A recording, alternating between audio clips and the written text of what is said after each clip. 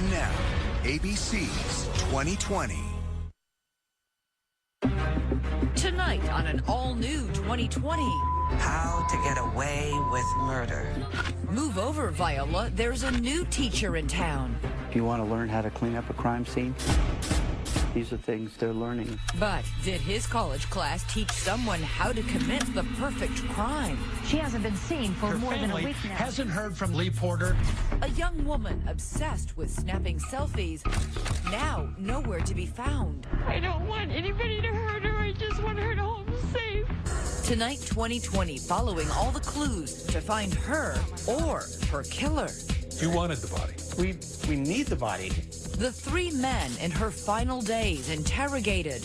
The ex-boyfriend, the guy who wanted to be her boyfriend. In no way did I make any advances on her whatsoever.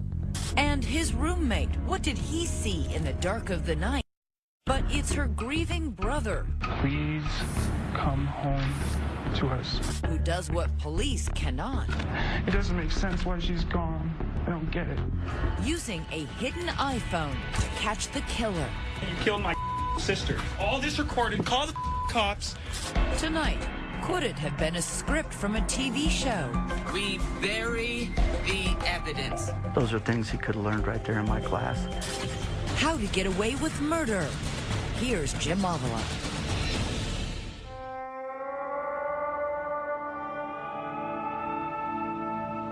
Young and pretty, lost and nowhere to be found. Lea Porter, a 19-year-old Colorado waif of a woman who simply vanished in June of 2014. She was small, but she was feisty. Police launch a massive search in the Denver suburbs. They're still looking for Lea Porter. Friends and family are desperately searching for Lea Porter. And now, more than 2 years later, Lee's still not found. Her mother, Renee Jackson, follows her own leads, tramping through the winding, dusty trails of central Colorado with search dogs, ignoring warnings. Keep out, private road. It may be your last earthly move. Okay, go find. Good boy. Why come now? Obviously, the police aren't searching for her. Because my mama heart I can't accept the fact that I don't know where my daughter is. I can't live with that. Renee, Wendy Kessinger of Canine Forensics, and her dogs are searching here on Deer Mountain. It looks almost a little needle in a haystack. In Cotopaxi, Colorado, population 47. It's claimed to fame whitewater rafting through one of Colorado's deepest canyons, Royal Gorge. Cotopaxi's really in the middle of nowhere. It's 3 hours from Denver. It's a mountain town. People live far away from each other. There's barely a stoplight, and the main hangout is a general store, which is also a gas station, and it's also the only restaurant in town. It's also where the vivacious teenager grew up, a future as bright as her personality. She was an amazing young woman, kind of a joker. She loved her brother like crazy. She was very social. She had lots of friends. Among those friends, high school BF Mallory Nixon. She was very outgoing, very bubbly. You know, she could have met someone 5 seconds ago and she'd already feel like their best friend. At Cotopaxi High, Lea is an average student, more interested in the social scene than academics, hanging with the art crowd, deep into electronic music and concerts in faraway Denver. A small-town girl anxious to record her every move on her camera phone.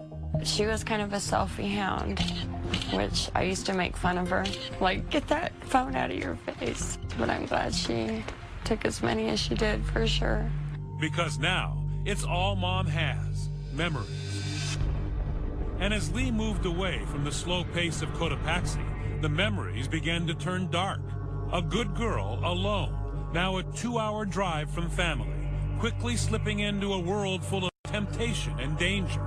Secretly dropping out of class here at Trinidad State College and then moving in with an older man. I don't understand it. I don't understand what made her go to this person who is much older and, you know, was kind of bad news, so. He's 38, She's not out of her teens. Jessie Mine, a tattoo artist who Mallory Nixon says has a taste for tender young women and hard drugs. She wasn't involved in drugs at all before she met him? Not before she met him, no. And then how bad did it get? It got bad right away. We were going to a concert together, and as we were driving up to Denver, she said, I did heroin for the first time, and I'm hooked on it. What did that say to you? It broke my heart. It really did. While all this is happening, Lee's heart is broken too, by another man, a man she's closer to than any boyfriend, her older brother, Max. She was basically like my best friend. We did everything together, listened to the same music, did the same things, fought like brother and sister all the time, and we were really close. We were able to go to each other and talk to each other about everything. But when Lee needed her brother most, just as she's the older man, Max, not expecting the downward spiral to come, moves to California to open his own business. She got really depressed, and then she met Jesse. He's a 38-year-old guy. So she was attracted to this older man? Yes, but he lied about his age at first, and then later, after they clicked, then told her. Was there a certain vulnerability about your sister that perhaps allowed this to happen? She lets people in really easily, so if you show any affection or care, she'll most likely open her arms up to you. Lea Porter knew her life had taken a turn for the worse, desperately looking for a course correction. Her friend Mallory says in the days before Lee went missing, she was struggling to kick a heroin habit, attending Narcotics Anonymous. She said she wants help, but she doesn't know what to do. She doesn't know who to go to because she didn't want to leave Jesse. Was she getting out of it, do you think? Oh, she definitely was. The day before she went missing, I saw her down in Pueblo, and she had been off of it for 3 days. The trouble in Lee's life is about to get worse. Jesse breaks up with her, packs his truck, and moves east, leaving Lee with no place to live. She packs her car and heads north to Denver with no real plans. So Lee starts looking for help on social media, telling a Facebook friend, I'm about to be homeless. And then, as her brother finds out, she just drops off the grid. I knew there was something wrong right away because I couldn't get a hold of her. It was just days of calling back, calling my mom, told her there's something wrong. The family goes to police, who immediately turned to boyfriend Jesse.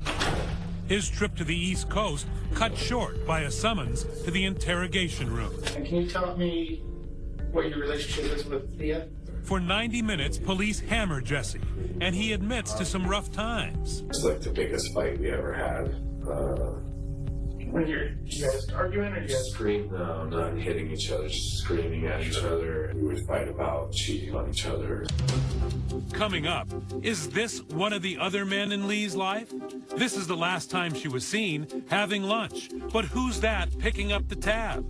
And what did he learn in a ecology course like this one? This is Criminal Law 100, as I prefer to click. How to get away with murder. Hello, I'm Elizabeth Vargas. And I'm David Mueller, right here tonight. Those techniques in the fictional Professor Keating's law class, and this question, will a real student actually use one of those same strategies to try to get away with murder? We are live tweeting during tonight's program, so follow our investigation on Facebook and on Twitter. And when we come back, Criminology Tip 101, whose name keeps popping up on the phone bill? 2020 continues with more of How to Get Away with Murder. The matching piercings, body art, and heroin, not enough to keep teenager Lea Porter's passionate 6-month relationship with Jessie Mine, nearly twice her age, alive. I fell in love with her and fell for her hard. Police have some tough questions for Jesse, who tells them in the interrogation room that despite the breakup, he still had plans to marry Lee in the future. I told her when I left that if she got help, if she got clean, then I would love to come back and marry her. Jesse tells the cops he last saw Lee when they parted ways at this motel parking lot just outside Denver. He describes a dark scene, saying Lee was distraught and maybe thinking of taking her own life. She begged me not to leave. She talked about killing herself. She didn't have anything left to live for. He says he was heading to his parents in Maryland to get off drugs. She was off to Denver to crash at a friend's house. But right after they separate, Jesse says something weird and completely out of character happens. Lee, the girl who is always on her phone, suddenly stops texting him. So that first night, I was worried, but not too super worried, thinking maybe she's just mad at me. And then the following day, when Max called me and said, "Yo, dude, where's my sister?" That's when I was like, something bad has happened.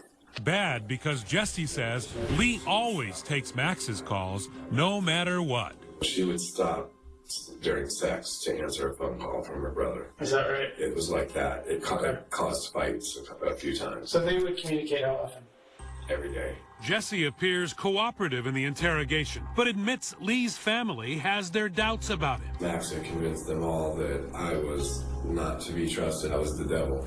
Back home in Cotopaxi, her mother, Renee, is running down another lead. It's a mom on a mission. Since Renee pays Lee's phone bill, she examines her daughter's call log and begins phoning every number on the list. This one number kept popping up over and over, and it was Christopher Waide, and I had never heard that name before. Christopher Waide, a tall and slender 23-year-old. He, too, is from Cotopaxi and went to high school with Lee, where he was a top student, but was often bullied and teased. He joined the military in an effort to toughen up. Now Waide is taking jiu-jitsu for self-defense. But talking to Christopher Waide only brings heartbreak for Renee when she learns he's been Lee's self-appointed accountability partner, a kind of sponsor to help her stay off drugs. That was the first time I heard that she had been on the drugs, was from Christopher.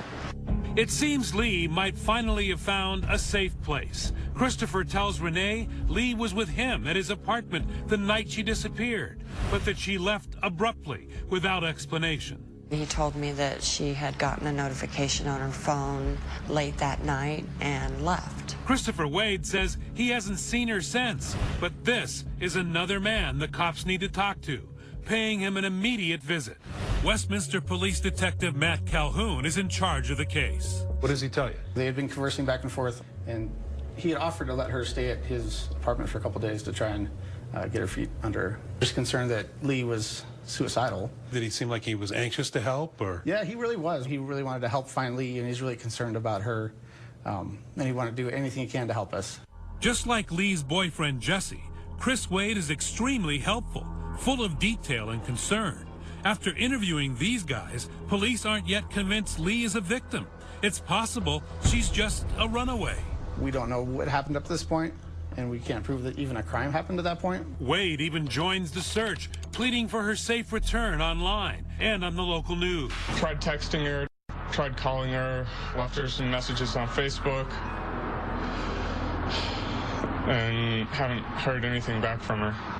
Lee's family is busy too, plastering missing posters all over the Centennial State. Now desperate, they turn to the public to plead for Lee's return. I don't want anybody to hurt her. I just want her to home safe. She's just a little tiny little thing. If she's out there somewhere, to please come home to us. We need her. Everybody needs her. Lee's brother Max is back from California and starting to stew, feeling like the authorities aren't keeping him in the loop. They wouldn't tell us anything throughout this whole thing. They were really vague. No sign of Lee and no leads, until lo and behold, Lee is spotted at a Boston market in line for some chicken. She's in shorts and flip-flops, seemingly unharmed or distressed, but with a mystery man buying her lunch. Coming up, yet another man is under suspicion, a roommate in that apartment where Lee was the night she disappeared. That makes 3, and the impatient brother Max is laying a trap for one of them. When did you guys decide you were going to have to do some of this on your own as a family? We just did. A confrontation with a killer. You tell me right now what happened to my sister. Next. Right now, Westminster police hoping you can help find this missing 19-year-old. Missing nearly a week. She hasn't been seen for Her family hasn't heard from Lea Porter since Thursday. 7 long days since anyone has heard from Lea Porter. Last known whereabouts, this apartment complex, rented by an old high school classmate and Facebook friend, former military helicopter mechanic, 23-year-old Christopher Waide. Porter and Waide went to the same high school. Porter went to visit Waide at his Westminster apartment and then was never seen again. He seems touched about her disappearance on TV. I don't really have very many friends. Friends I do have, I'm very loyal to. So even losing one is a heavy blow for me. With Christopher's permission, police search his tiny two-bedroom apartment where he lives with another Army vet, but it's less bachelor pad and more like female repellent. In the living room, video games and soda bottles scattered across the carpet. It's just filthy. There's 2 jugs of chew spit, clothes all over the floor, and dishes all over the floor. The kitchen, dried up food, half-eaten takeout, and not a sponge or soap in sight. It was hard to be in that apartment. It smelled pretty bad. But worst of all, Christopher's bedroom, a chaos of clutter. Clothes, coupons, computers, and camouflage cover the floor. It was just in disarray. Twin mattress on the floor with no sheets and then no pillowcase. But amid all the disorder, a key discovery. Glistening through the messy melange, a blade.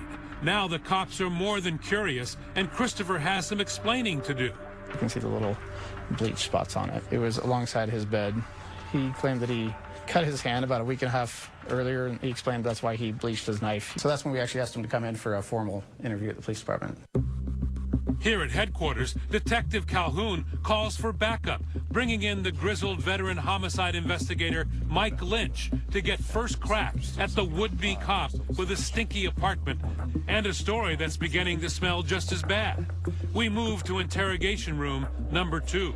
This is the interrogation room where you got to speak to Christopher Waide. We always put the subject that we're talking to on this side of the table, and then there's 2 cameras, one there and one there. We're forcing you to talk to us. You are going to be free to leave when we're done here. All right. He was a person of interest and possibly being considered only because he was the last person that had been with her.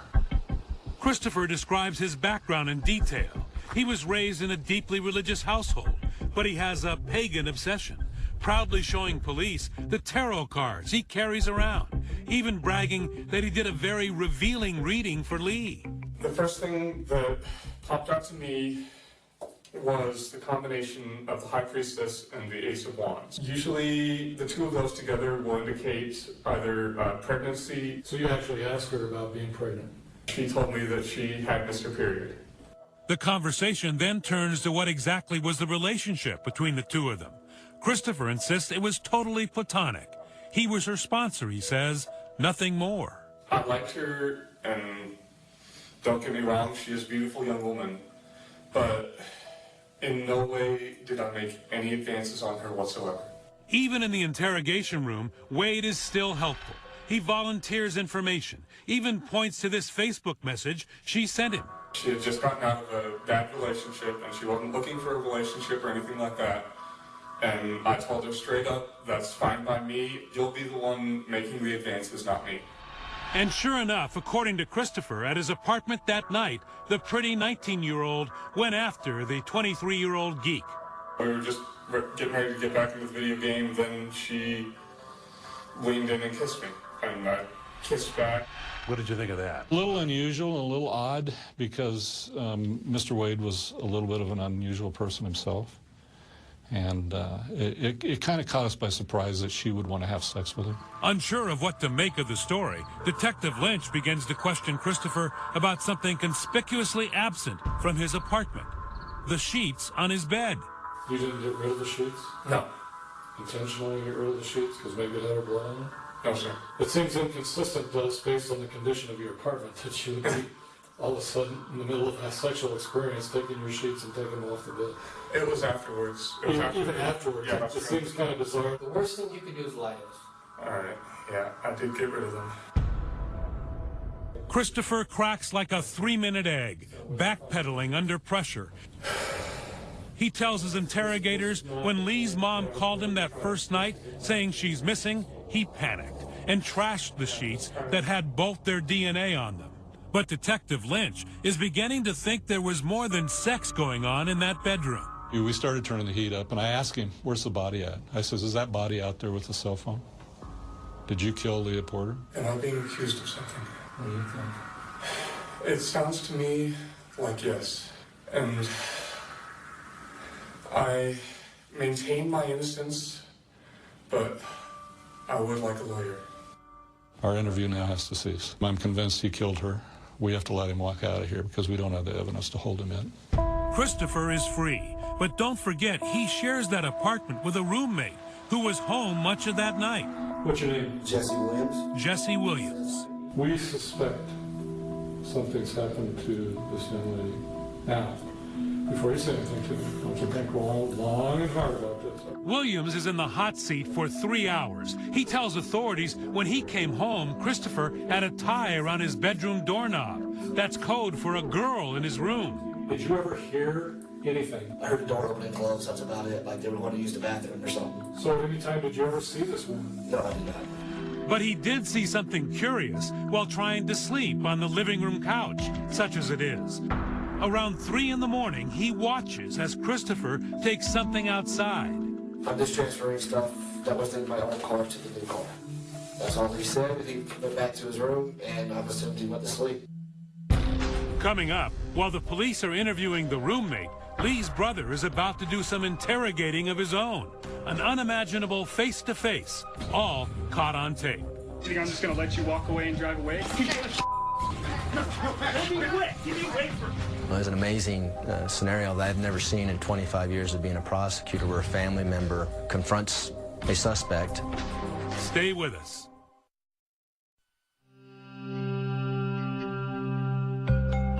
I maintain my innocence, but I would like a lawyer. 23-year-old Christopher Waide, with his button-down shirt and goatee, looks like a geeky college student, not the prime suspect in the disappearance of a teenager. And so we have Chris under 24-hour surveillance. The detectives conclude that Jesse the boyfriend and Jesse the roommate are witnesses and not suspects. They let them go. And they get a search warrant for Christopher's apartment. Our criminalist was able to do examinations for blood on, like, the bathroom. She sprayed the sinks and then the shower. And we were actually able to see a T-shirt had a blood stain on the upper sleeve. And then police hit pay dirt when they find buried in the mess on the floor this receipt from 7-Eleven. It's for bleach and rubber gloves. Thank heaven for 7-Eleven. Stocked, as they all are, with Slim Jims, Slurpees, and security cameras. Here you'll just see Chris Waide coming from his apartment by the bleach and gloves. Looks like it's about 11:54 in the morning. Watch as inside the store, he's no housekeeper, but grabs the bleach. Then after speaking with the clerk, rubber gloves, before heading back to his mess of an apartment.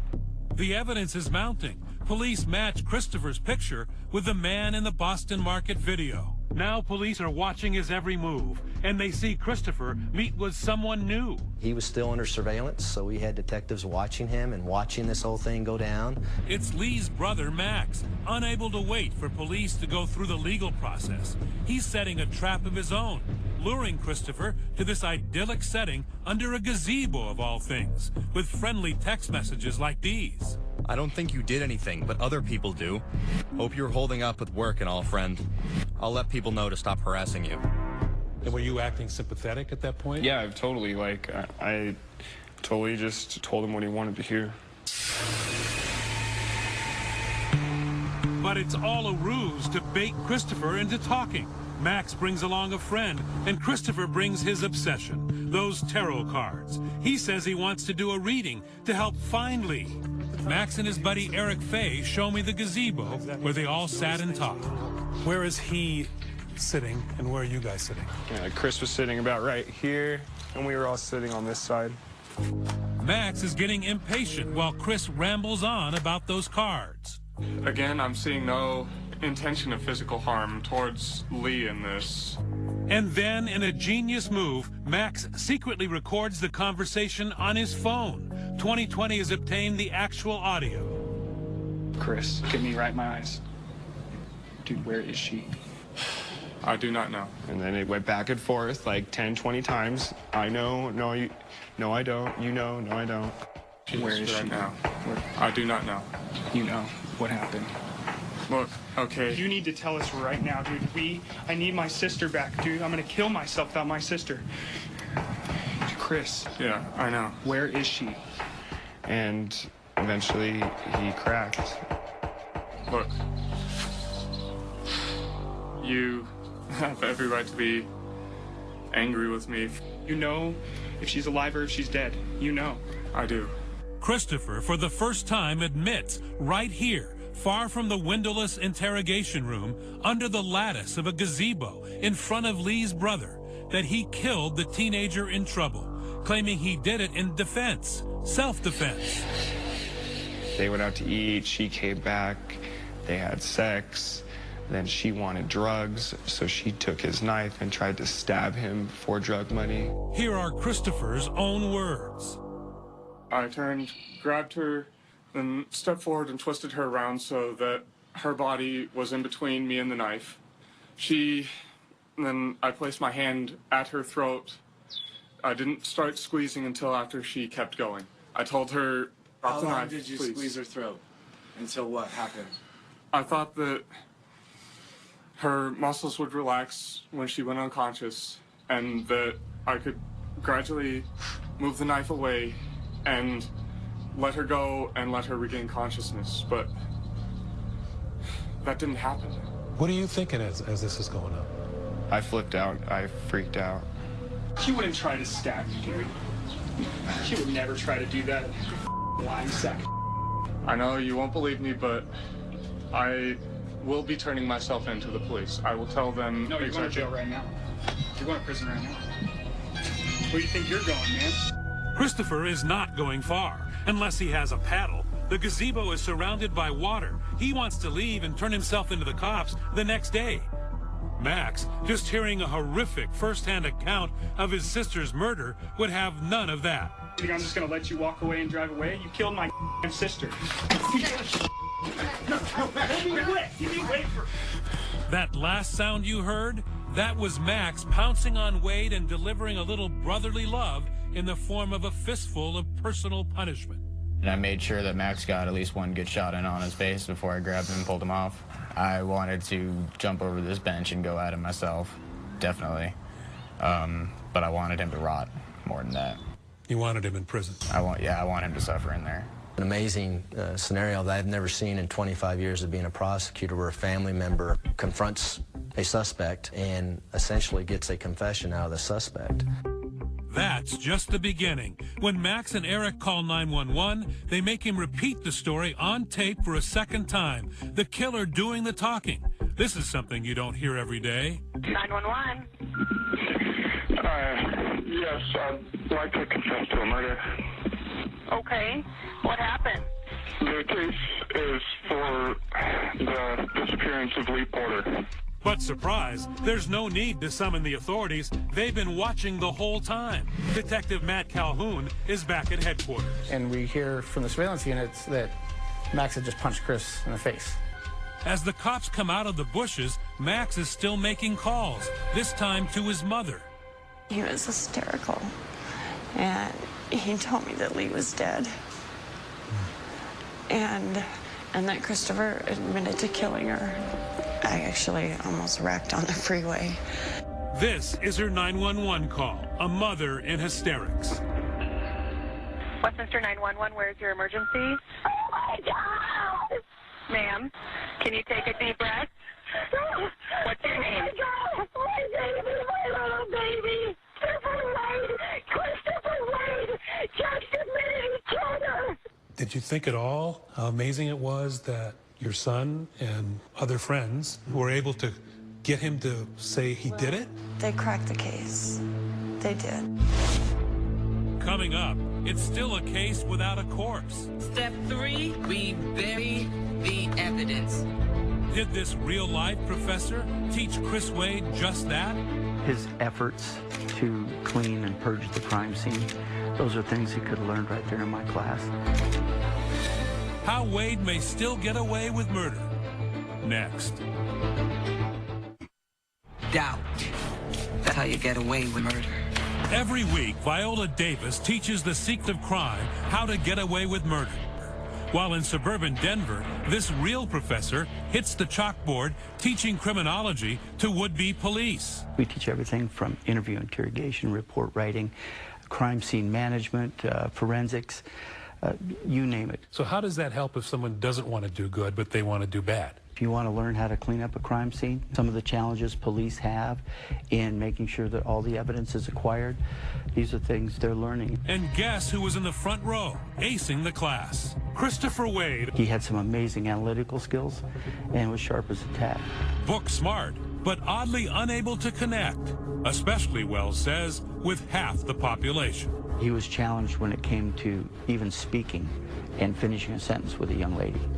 Still, Wells says he was a gifted but awkward student, top of the criminal justice class, honor roll at Little Everest College, dreaming of solving tough cases like the one he is headlining now. Police arrested their neighbor, Christopher Waide, for the murder of Lea Porter. Back in the interrogation room, a quick frisk and a jab from the real cops about Wade's lifelong dream to be on the other side of the law. I missed it, did I? You did not, right? You didn't miss anything. You can leave. Sitting down with his lawyer and the cops he wanted to be like, Waide tells them his story of a struggle. I asked her to stop struggling. A knife and Lee's death. I was the only witness, as well as the person that not murdered her, but was responsible for her death. But what he did afterwards convinces police this was no accident. Waide didn't call 911. Instead, he took steps to hide Lee and the crime that caused her death. I reclothed her, and I placed her on the bed, and then I took a duffel bag from my closet. Waide forced the 98-pound Lee into the duffel, covered her with trash bags, her legs dangling as he disrespected her for a final time. I took her out to the dumpster and I put her inside it. Leaving little doubt in the 2-hour confession, his third in one day, police lock him up. You are going to be taken into custody. I understand. And then they move to the search for Lee's body, critical under Colorado law for a first-degree murder charge. District Attorney Dave Young. Without the body, we can't put together what happened in that apartment. Police are sent out to track the only clue they have. Waide says he put her in a dumpster next to his apartment. Lee's mother took us to it. He says he put her body in this dumpster right here. This awful blue dumpster has become the emotional center of the case for Mother Renee. I do have a pull to this place. Whenever we've conducted searches in this area, I have to come here first because this was the last place my daughter was. Detectives tracked the trash, find the huge landfill near the Denver airport, very close to the location where Lee's phone last pinged. 40 days of searching, 40 days of hope, 40 days of going, you know, every day hoping that you're going to find a bag with a body. It's pretty depressing. We don't have the body, so maybe we missed it. You wanted the body. Absolutely. We need the body. The 40-day search was not a total bust. Evidence, strong evidence, was found 3 weeks in. Day 19 of this search was probably the most important day. One of our officers ends up finding a single purple pillowcase. Inside, Lee's cell phone, now smashed by the compactors at the dump, her wallet and ID, and the clothes she was wearing. Evidence now with Renee Jackson.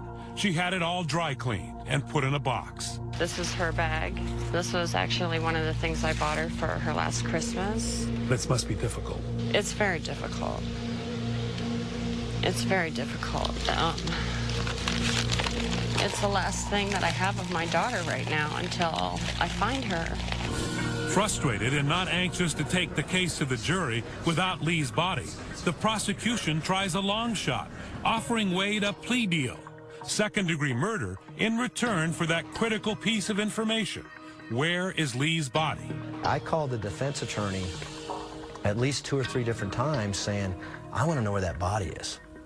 If he didn't put the body in the dumpster, we need to know now. But after the paperwork is signed, Waide simply repeats what he said during interrogation. leaving tough questions for the prosecutor. Why is the deal still good? Why not throw the deal out the window and say, we didn't get the body? We could not go to a judge and say, we can prove that this man's lying to us. We want you to reject this plea bargain. There's no way we can prove that. It's a deal Renee Jackson never liked. She rejects that this could have been an accident and thinks Waide had been fantasizing about raping and killing a young woman for years. I always keep these are original charges. To me, those are still the charges. She has been discarded somewhere, and I feel that way because I know his history. A history confirmed in the police reports. Listen to what Waide's own mother told police during their investigation.